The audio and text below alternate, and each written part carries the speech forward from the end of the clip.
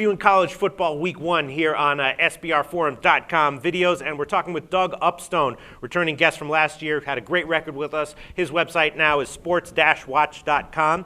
And Doug, the third game you wanted to talk about is SMU and Baylor. Baylor's a 10.5-point home favorite, and of course Baylor, this is their rebound year after losing Griffin. I have no opinion on this line. I researched it, didn't really get much, so let's see what you have to say about it.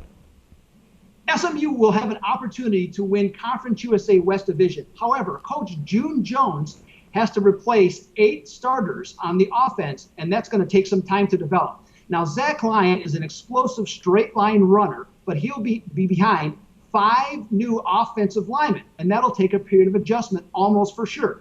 Jones hoped the work that he did with Texas transfer Gilbert Garrett will pay off and really provide something for them down the line. But I think in this game, it's not going to help them that much for what they want to do. Now, the Mustangs in this case are 1-14 in road season openers and 3-11-1 against the spread.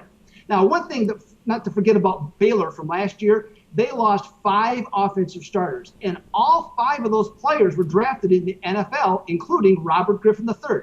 Now, senior quarterback Nick Florence will have to wear Superman's cape, but he played admirably in 2009, taking over for Griffin, who was injured, playing 7 games. Now, Kendall Wright, their top receiver from a year ago, also went into the draft. But my feeling is, with the number of players that they have returning, collectively as a group, Baylor's receivers might be actually even better this year than last. Now, the Bears are 9-0 straight up and 8-0 against the spread against SMU since 1989.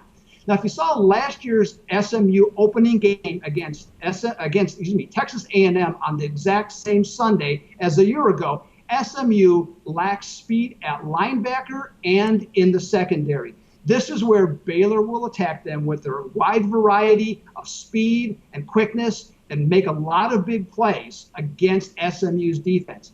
Ultimately, this is how they will generate their points, and in this Texas-sized tussle, Baylor will win this game by 20 or more.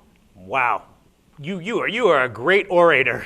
You are a great football handicapping orator over there, Doug Upstone, and you've convinced me. Yeah, Baylor does have a lot of they've got 8 starters returning on the defense. It wasn't that good of a unit last year, but they are starters returning. You like Baylor. If you like it, I like it. Thanks, man. My pleasure.